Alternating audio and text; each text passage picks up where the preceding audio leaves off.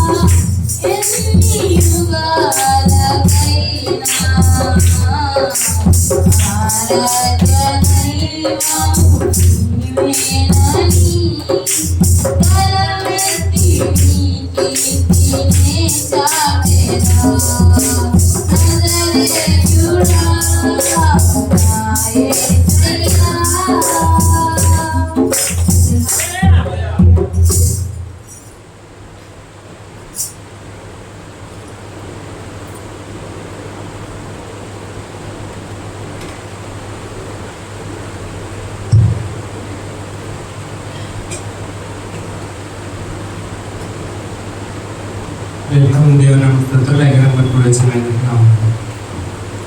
స్థిరపరచువాడవు, బలపరచువాడవు, పడిపోయిన చోటే నిలబెట్టువాడవు, ఘనపరచువాడవు, వెచ్చించువాడవు, మా పక్షము నిలిచి జయమిచ్చువాడవు, స్థిరపరచువాడవు, బలపరచువాడవు, పడిపోయిన చోటే నిలబెట్టువాడవు, ఘనపరచువాడవు, హెచ్చించువాడవు, మా పక్షము నిలిచి జయమిచ్చువాడవు.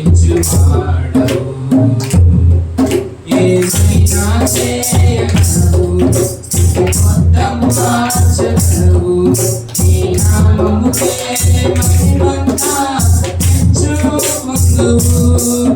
ఏమైనా చేయగలవు, మొత్తం మార్చగలవు, నీ నామముకే మహిమంతా తెచ్చుకొందువు.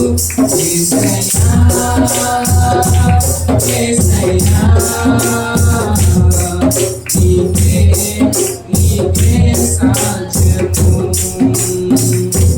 యేసయ్యా, యేసయ్యా, నీకే సాధ్యము.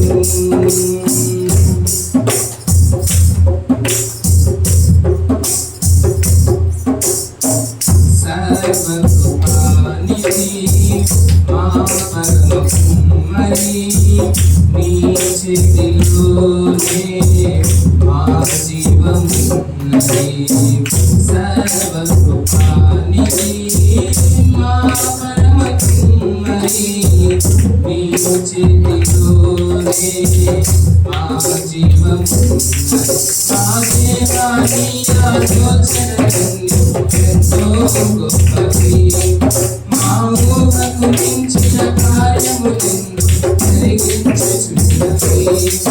మా దేవాని ఆలోచనలన్నీ ఎంతో గొప్పవి, మా ఊహకు మించిన కార్యములెన్నో జరిగించుచున్నవి.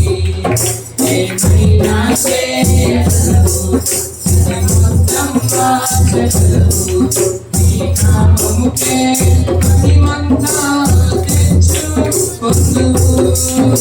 ఏమైనా చేయగలవు, మొత్తం మార్చగలవు, నీ నామముకే మహిమంతా తెచ్చుకొందువు.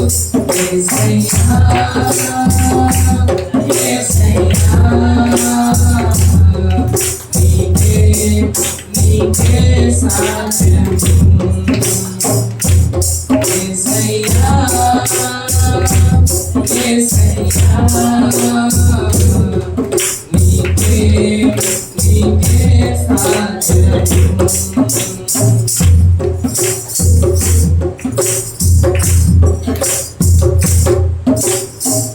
నీ ఆజ్ఞలేనిదే ఏదైనా జరుగునా, నీ కంచె దాటగా శత్రువు సాధ్యమా.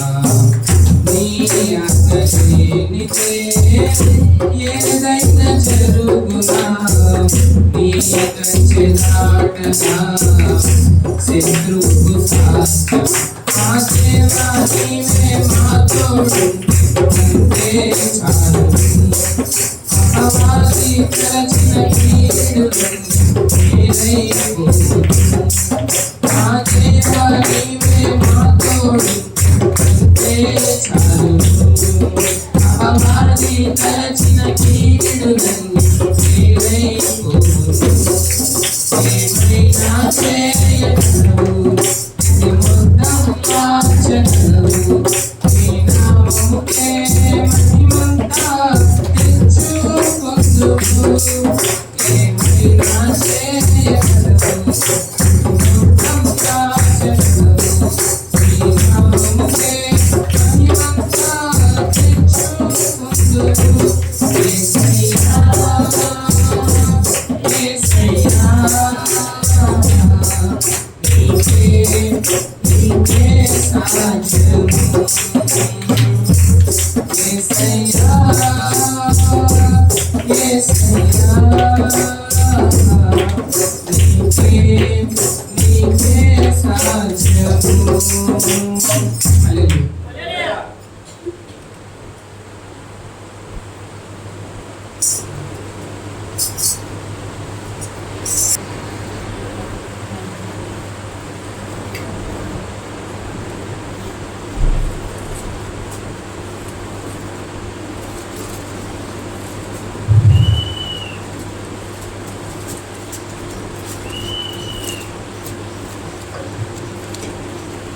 నేను ఎల్లప్పుడూ యెహోవాను సన్నిధించెదను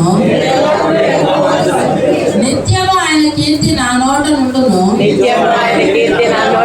యెహోవాను బట్టి నేను అతిశయించుచున్నాను దీనులు దానిని విని సంతోషించెదరు నాతో కూడి యెహోవాను గణపరచుడి మనము ఏకముగా కూడి ఆయన నామమును గొప్ప చేయుదుము నేను యెహోవా యొద్ద విచారణ చేయగా ఆయన నాకు ఉత్తరమిచ్చెను నాకు కలిగిన బైబిల్ అన్నిటిలో నుండి ఆయన నన్ను తప్పించెను వారు ఆయన తట్టు చూడగా వారికి వెలుగు కలిగెను వారి ముఖములు ఎన్నడూ లజ్జింపకపోవును ఈ దీనుడు మొరపెట్టగా యెహోవా ఆలకించెను అతని శ్రమలన్నిటిలో నుండి అతన్ని రక్షించెను యెహోవా యందు భయభక్తులు గల వారి చుట్టూ ఆయన దూత కావలి ఉండి వారిని రక్షించును యెహోవా ఉత్తముడని రుచి చూసి తెలుసుకొనుడి ఆయనను ఆశ్రయించు నరుడు ధన్యుడు యెహోవా భక్తులారా ఆయన యందు భయభక్తులు ఉంచుడి ఆయన యందు భయభక్తులు ఉంచు వారికి ఏమీ కొదవలేదు సింహపు పిల్లలు లేమి గలవై ఆకలి కొనును యెహోవాను ఆశ్రయించు వారికి ఏ మేలు కొదువై ఉండదు పిల్లలారా మీరు వచ్చి నా మాట వినుడి యెహోవా యందలి భయభక్తులు మీకు నేర్పెదను బ్రతకగోరు వాడు ఎవడైనా ఉన్నాడా మేలు నొందుచు అనేక దినములు బ్రతకగోరు వాడు ఎవడైనా ఉన్నాడా చెడ్డ మాటలు పలకకుండా నీ నాలుకను కపటమైన మాటలు పలకకుండా నీ పెదవులను కాచుకొనుము కీడు చేయుట మాని మేలు చేయుము సమాధానము వెతకి దాని వెంటాడుము యెహోవా దృష్టి నీతిమంతుల మీద ఉన్నది ఆయన చెవులు వారి మొరలకు ఒగ్గి ఉన్నది దుష్క్రియలు చేయవారి జ్ఞాపకమును భూమి మీద నుండి కొట్టివేయుటకై యెహోవా సన్నిధి వారికి విరోధముగా ఉన్నది నీతిమంతులు మొరపెట్టగా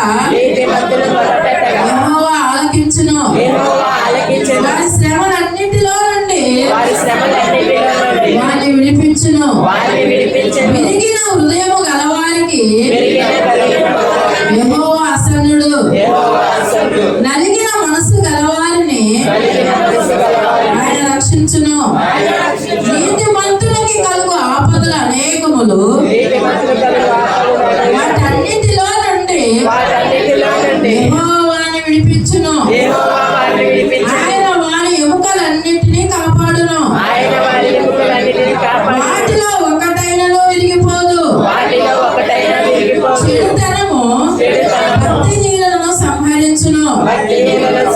నీతిమంతుని ద్వేషించు వారు అపరాధులుగా ఎంచబడుదురు.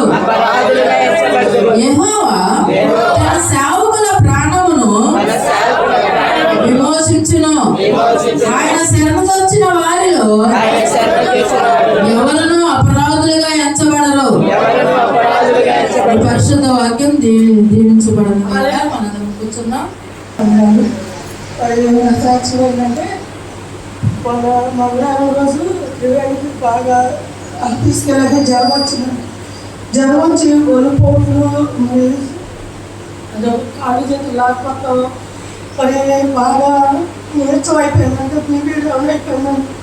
మరి ఒక పాప తీసుకెళ్ళి హాస్పిటల్కి తీసుకెళ్ళి మరి ఇంజక్షన్ చేర్చుకుంటే నాకు ఇంజక్షన్ వద్దులని బ్యాగ్లో మరి బెడం వేసుకుందంటే వేసుకున్నాక నేను అన్నానమ్మా నువ్వు ప్రార్థన కొబ్బరి నూనె ఎత్తుకెళ్ళావు కదా అయ్యగారు ఇచ్చింది. ఆ కొబ్బరి నూనె అయ్యగారంతో ప్రార్థన చేపించి వేరే డబ్బాలో పెద్ద డబ్బాలో పోసి పంపించాము. ఇంకా అది రాసుకున్నాక వెళ్ళిపోయినాక ఆఫీస్ నుంచి మరి అమ్మకి ఫోన్ చేశాను. కూడా ప్రార్థన చేశాను. మరి సాయంత్రం కన్నా త్రివేణి పట్ల దేవుడు ఎంతో గొప్ప కార్యం చేశాడు. మరి జ్వరం గద్దించి మరి తగ్గింది. కూడా ఏంటంటే మరి మొన్న గురువారం మరి బుధవారం వారం నాకు గుర్తులేదు. నేను వాకింగ్ చూసుకొని మొహం కట్టుకుందామని దొడ్లోకి వెళ్ళి పేస్ట్ వేసుకుందామని మరి బట్టలు అనబడి బకెట్ తీసుకున్నామని బాత్రూంలోకి వెళ్ళాను. వెళ్ళగానే నేను వెళ్ళి బకెట్ తీస్తాను. అసలు ఏమైంది తెలియట్లా. అక్కడ చీపురు కట్ట ఉంది కొబ్బరి చీపురి. సరే మొన్న నేనేమనుకున్నానంటే ఎస్ఐ నన్ను క్షమించాలి, నేను చర్చిలో కొన్ని కొబ్బరి చీపులు తీసుకొద్దామని కొనుక్కొచ్చి అక్కడ పైన కట్ట మర్చిపోయాను. ఆ చీపులు తీసి నెక్స్ట్ వారం చేద్దామని చీపులు వండేద్దామని ఇలా వెళ్ళాను. వెళ్ళగానే ఇలా తోసేసినట్టుగా ఒక్కసారి మరి ఇక్కడ దెబ్బ ఇక్కడ రంగు పోసుకుపోయింది పోసుకుపోయింది. మరి ఇక్కడ అయితే ఇలా తోసినట్టు డబ్బులు పడిపోతాను పడతాం రమ్మ మీద పడ్డాను. మరి పోసుకుపోయింది చూడండి. మరి శ్రీకొండ లేదు నేను తప్పు అంటాడు. సరే నన్ను క్షమించబడిన ఇప్పుడే 10 నిమిషాల్లో అసలు నెగలేకపోయాను. అలాగే దొడ్లో ఇలా కూర్చొని పోయి కళ్ళు మూసుకొని కాసేపు ఎస్ఐ అనుకుంటే ఇక అలా ప్రార్థన చేసుకున్నాక లేచి బయటకు వచ్చి కూసేపు కూర్చున్నాక నైట్ అంతా ఇటు పక్కన పోసిపోయి నైట్ అంతా తడిచిపోయింది బ్లడ్. అయినా సరే దేవుడు నన్ను ఎంతో మరి ఏమనుకోకుండా అసలు మరి అలా అంతెత్తు నుంచి పట్టుబెట్టి మరి ఏదో ఒకటి ఎరగాలి. మరి దేవుడు ఎంతో నా పట్ల నా బిడ్డ పట్ల ఈ వారం అంతా ఎలా అంతా కూడా కాల్చి కాబట్టి కంచేశాడు. మరి ఒక నేనే నమ్మకం ఒక చావమని కానీ సంఘాలని తప్పు మాట్లాడితే నేను మనస్ఫూర్తిగా ఒప్పుకున్నాను. నేను క్షమించమని చిన్న సాక్షి మరి త్రివేణి కోసం నా కోసం మరి ఆరోగ్యం కోసం నేను ఎందుకు నాకు మాటకి మరి అలా బీపీ డౌన్ అయిపోయి వాంతులు అయిపోతున్నాయి, నేర్చు వచ్చేసేస్తుంది. మరి ఏంటో తెలియట్లేదు. నా ఆరోగ్యం గురించి మీ అనుదిన ప్రాంతంలో జ్ఞాపం చేసుకోమని చిన్న సాక్షి దేవుడు.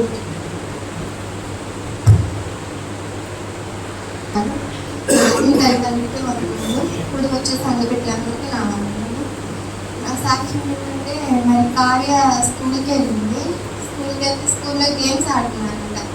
అయితే నేను డ్యూటీ నుంచి ఇంటికి వచ్చాను. ఇంటికి వచ్చిన తర్వాత మాతో చిన్న అమ్మ కార్యానికి దెబ్బ తగ్గిందమ్మా దెబ్బ తగ్గిందంటే ఏదో దెబ్బ అంటే చిన్న దెబ్బ ఏమో అనుకున్నాను. అనుకున్న పైకి వెళ్ళాను. ఏమైందమ్మా అంటే కొడుకు నిద్రపోతుంది. ఆ టైంలో అసలు నిద్రపోతూ ఉండేది.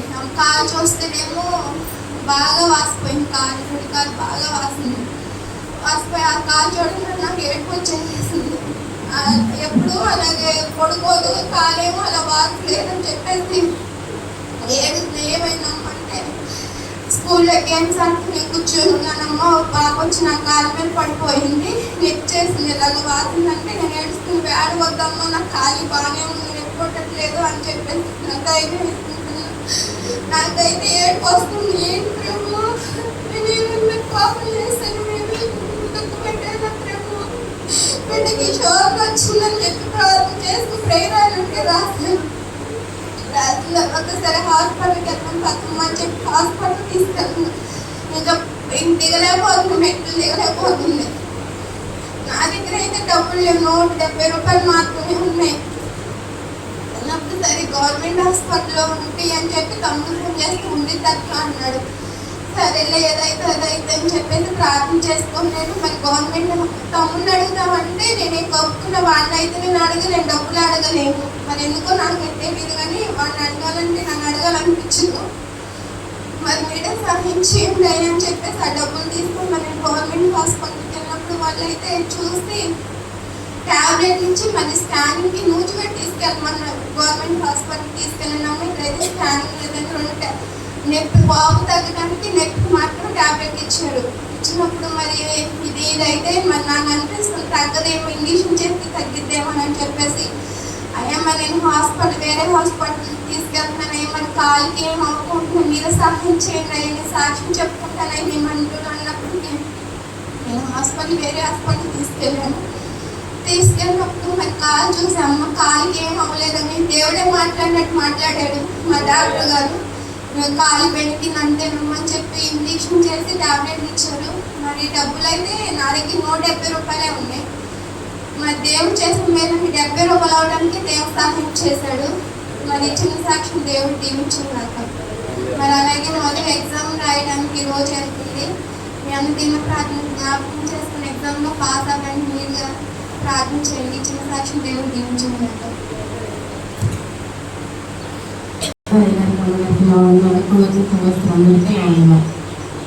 నా సాక్ష్యం ఏంటంటే పోయిన సోమవారం పొద్దున్నే 8 నేను డ్యూటీకి వెళ్ళిపోయాను. వెళ్ళిపోయేటప్పుడు ఇంకా రోజు అయితే పిల్లలతో ఫోన్ చేస్తాను. ఇద్దరు 9కి 8:30 పనికి వెళ్ళిపోవాలి కదా, ఎలా ఉన్నారు ఏంటని చెప్పేసి చేస్తూ ఉంటాను. ఇంకా లక్ష్మికి అయితే చేయలే, సాయికి చేసి సర్లే బళ్ళు చాలా ఉన్నాయని చెప్పేసి నేను పని చేసుకుంటుంటే ఈలోపు లక్ష్మి వాళ్ళ ఫ్రెండ్ ఫోన్ నుంచి ఫోన్ వచ్చింది.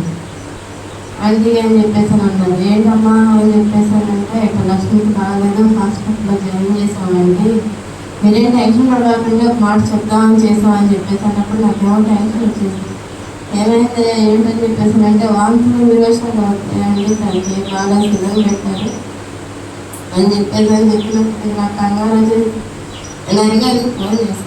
అయ్యా మరి పిల్ల పెట్టుకుందంటే నాకైతే అర్థం కావట్లేదు, ఏం చేయాలా అని చెప్పేసి టెన్షన్ పడకమ్మా ప్రార్థన చేద్దాము, దేవుడు తగ్గిస్తాడని చెప్పేసి అయ్యగారు చెప్పారు.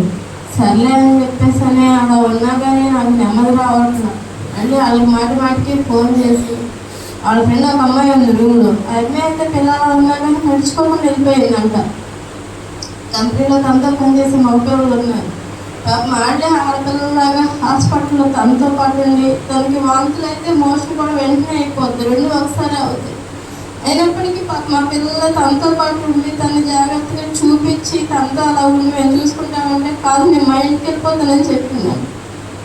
వాళ్ళని తీసుకొచ్చి ఇంకా కొంచెం మీకు అవకాశం ఉంటే తీసుకొచ్చి విజయవాడలో దింపండి నేను తీసుకుంటానని చెప్పేసి వాళ్ళు బతుకున్నాను.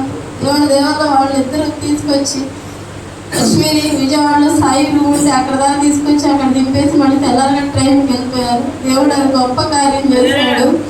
ఇంకా నేను నైట్ సరే పిల్లవుతుంది కదా మళ్ళీ ఒకటే అలా వచ్చింది, వాళ్ళు వెళ్ళిపోతారు, పిల్లడు డ్యూటీకి వెళ్తాడు, పిల్లలు తెచ్చుకుందామని చెప్పేసి అని 5 గంటలు లేట్ అయిపోయింది. 7:30 అయింది.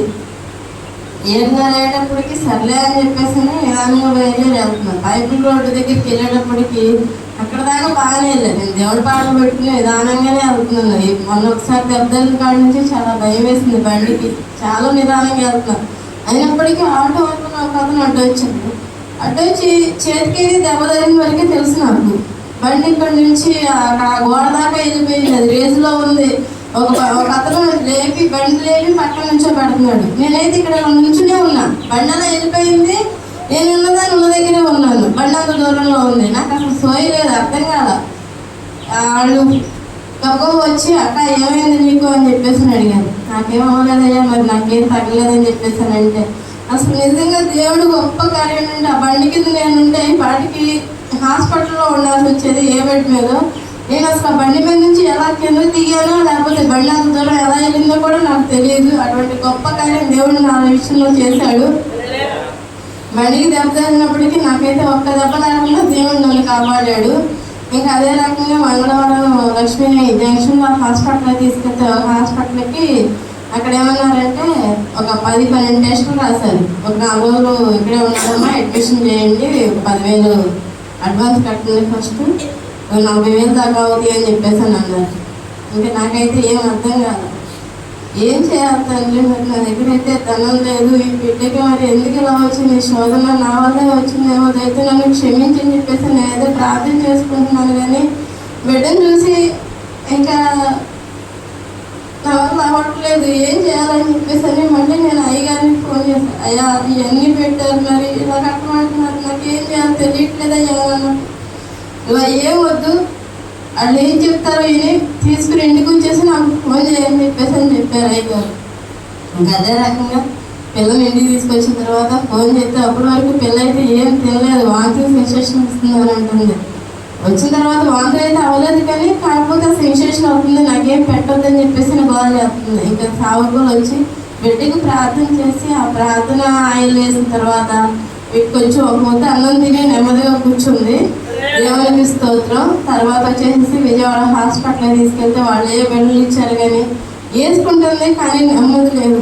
నాకైతే ఏం అర్థం కావాలి. నా శోధనలు, నా పాపాలు నా బిడ్డకు ఆటంకంగా ఉన్నాయి అని చెప్పేసి నన్ను చాలా అలాగా నేనేం చేస్తున్నాను, ఎక్కడ దేవునికి అవమానకరమైన జీవితం జీవిస్తున్నాను, దేవుడిని ఎక్కడ దుఃఖ పెడుతున్నాను నాకైతే అర్థం కావట్లేదు. బిడ్డ చాలా బాధపడుతుంది, చాలా శోధన పడుతుంది. ఆ శోధన నుంచి విడుదల కోసం మీ అందరిని ప్రార్థనలో జ్ఞాపకం చేసుకుంది. దయచేసి సంఘస్థుల ప్రార్థన మా జీవితంలో ఎన్నో మేలు చేసింది. మన సంఘాలు చేసే ప్రార్థన వల్ల మేము ఎంతగానో నిలబడ్డాం. దేవుడు ఎన్నో మేలు చేశాడు. నా బిడ్డ జ్ఞాపకం చేసుకోండి. ఆ బిడ్డ ఆ యొక్క రక్తస్రావం నుంచి విడుదల పొందాలని, అలాగే కడుపులో నొప్పిని చాలా బాధపడుతుంది. ఏ హాస్పిటల్కి వెళ్ళినా కానీ నెమ్మది లేదు. మీ ప్రార్థన అయితే నా బిడ్డకి నెమ్మది నిలిచింది. దయచేసి మీ అందరి ప్రార్థనలో నా కుటుంబం కోసం, నా బిడ్డ కోసం జ్ఞాపకం చేసుకున్నాను. ఈ చిన్న సాక్ష్యం దేవుడు దీవించింది కాదు.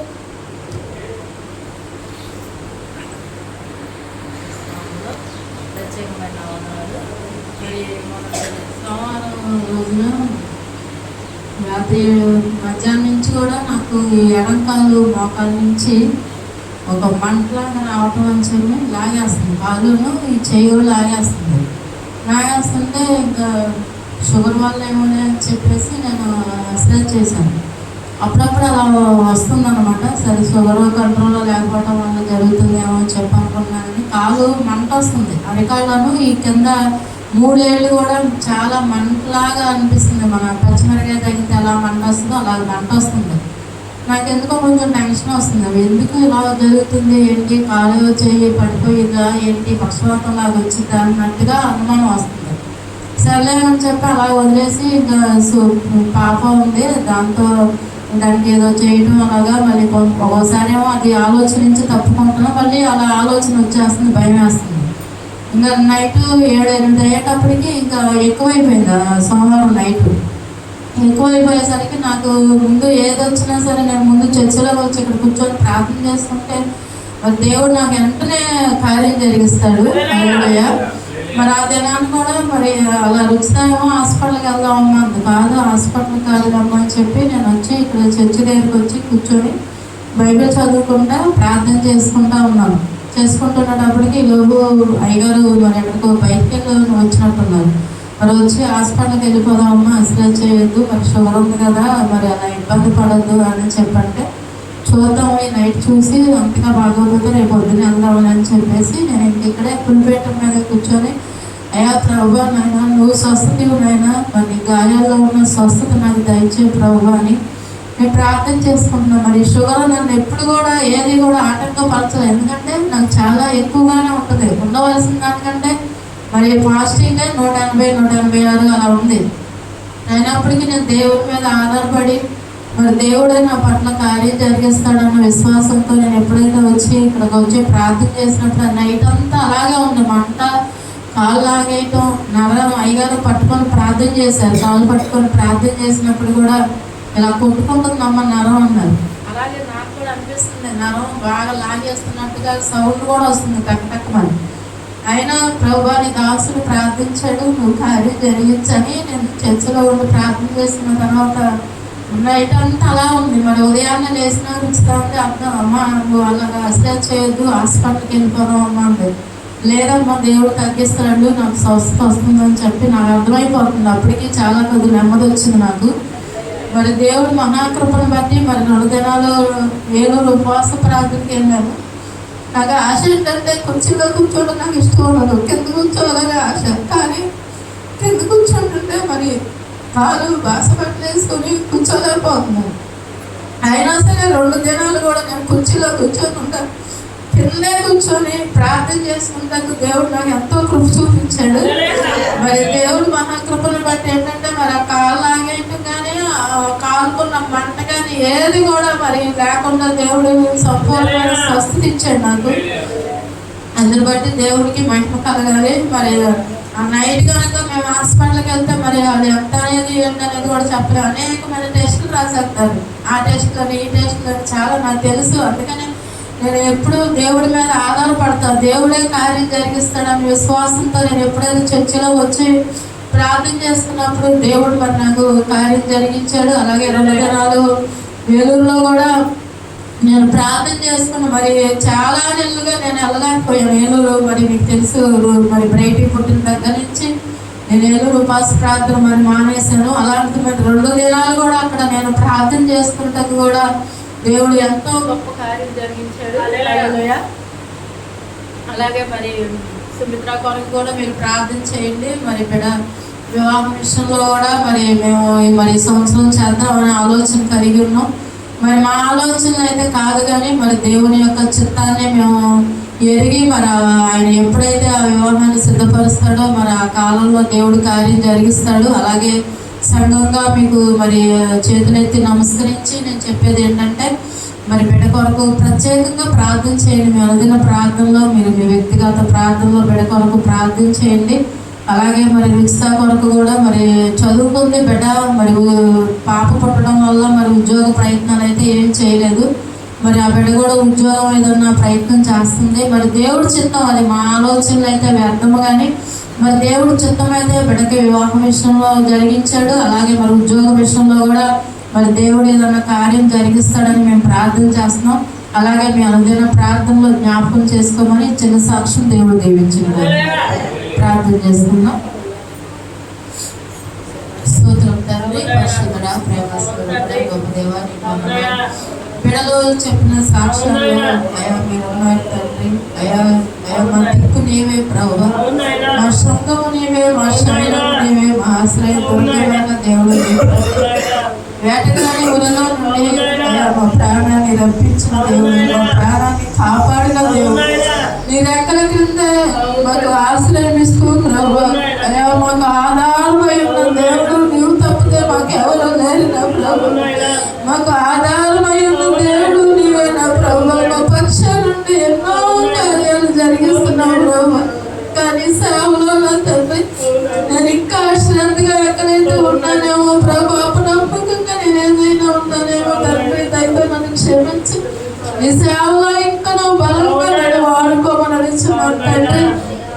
అయా బిడ్డలు నాయన చెప్పబడిన సాక్ష్యాలు మీరు విని ఉన్నారు.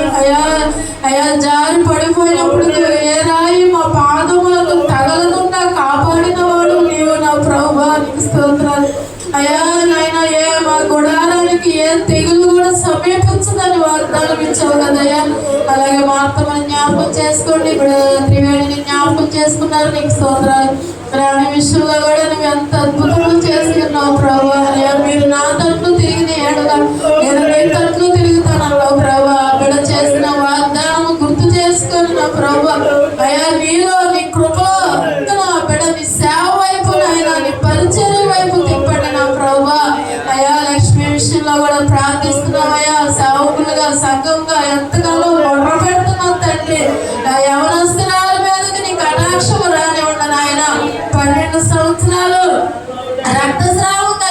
స్త్రీని ముట్టిన దేవుడు నా ప్రభువా.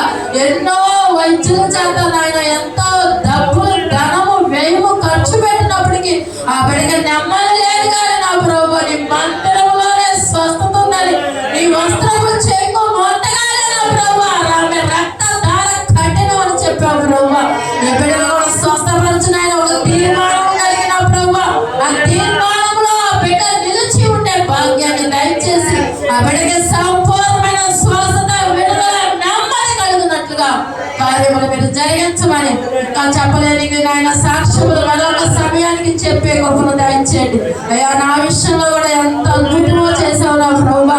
ఆ కాళ్ళు లాగేస్తున్నప్పుడు ప్రభువా అయ్యా సాధారణ నా హృదయంలో నేను ఒక నా అపనమ్మకాన్ని మొలిపించాడు ప్రభువా.